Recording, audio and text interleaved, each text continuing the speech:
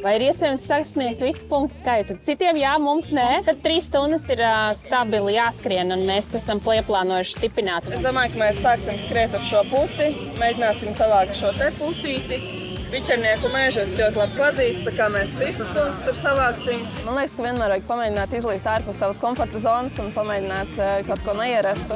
Un man ir ļoti iedvesmojoši kolēģi, kas pierunā uz visām tādām foršām lietām. Ir vērts pakustēties, nevis tikai sēdēt divānā un justies slikti, jo es pats zinu, ja es sēžu divānā, sēžu krēslā, sēžu pie datora, es sāku justies slikti, es jūtos noguris, bet vajag iziet ārā, vajag pakustēties, jo ir reāli jauni pētījumi, ja cilvēki kustās, viņiem pilnīgi izstrādājas laimes hormons. Tad, kad mēs pamanām kādu pasākumu, tad, ja sakrīt laiks, pasauc čomus un vienkārši kāpēc nepiedalīties. Jo vecāks cilvēks paliek, jo vajag vairāk to iemeslu, tā kā kāpēc savākties. Un tad, ja ir tie iemesli, tad kāpēc nepiedalīties.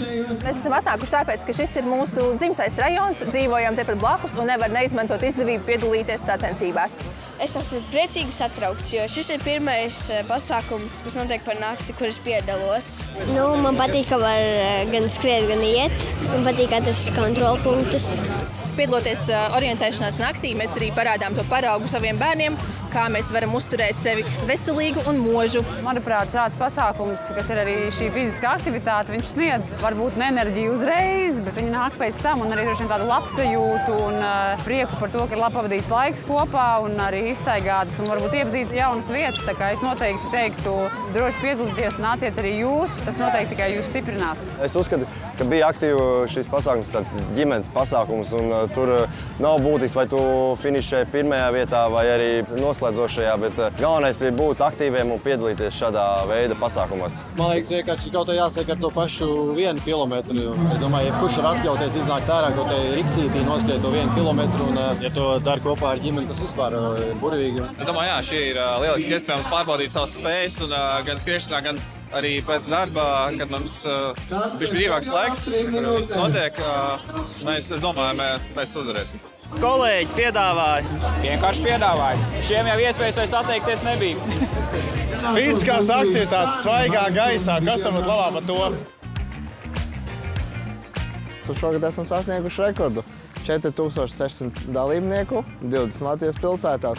Cilvēkiem ļoti patīk šis pasākums, tāpēc, ka te var doties iepazīt pilsētu no citas skatu punkta pa tumsu. Es iesaku sākumā varbūt pirmajā reizē paņemt apmeklēt tos punktus, kas ir tuvāk sacensību centram. Neplānot ļoti garu maršrutu, bet labāk mazāk, bet kvalitatīvāk. Galvenais ir piedalīties. Eiropas sporta nedēļas mērķis ir, lai vairāk cilvēki izkustās un iepazīstas jaunām sporta aktivitātēm. Un varbūt kādā dzīvē, kādā mirklī sports pārvērtīsies par jūsu labāko draugu. Brīvs vakars un domājam pirmā sacensības piedzīvot, jā. Mēs jau esam protesti drusceņi. Mums viss kārtībā, ejam pēc plāna, esam savākuši pirmos jau punktus. Tur viss ir padomāts, mums viss ir līdzi, mēs esam visam gatavi, visam situācijām un mēs esam plānojuši arī finišā. Paši esam orientētāji, tā kā puikam arī jāmācīja no paša sākuma jau. Man liekas, viss tā kā mēs maršrutu izplānojām, arī bez aizķeršanās tika realizēts. Mēs kopā nogājām kāds 12 kilometrus, tādā vieglā riksī. Daži jaunieši bija veiklāki, daži mazāk veikli, bet visu cieņu. Viņiem ļoti labi izdevās atrast un saprast. Sevišķi ieraudzīt kodus. Bija ļoti labi. Mēs tā ļoti viegli pa visiem ceļiem atradām. Man liekas, ka bija visi ļoti labi izgājām. Mēs bijām diezgan ražīgi, labs darbs kopā, daži jau guļ, uz mājām ratos, uz pleciem. Tā bija diezgan interesanti, jā. Kā tu jūties? Labi. Jā. Nākamgad piedalīsies? Jā. Super. Kā tu jūties? Tur jau guļ viens. Tad labi naktī. Vudī, kā tu jūties? Labi? Labais, jo, tu labi jūties. Noteikti jāpiedalās, noteikti jānāk ārā, jābauda, jo laiks ir foršs un arī tā labi iepazīt tumsiņa apkārtni, lai vakarā zina, kur iet.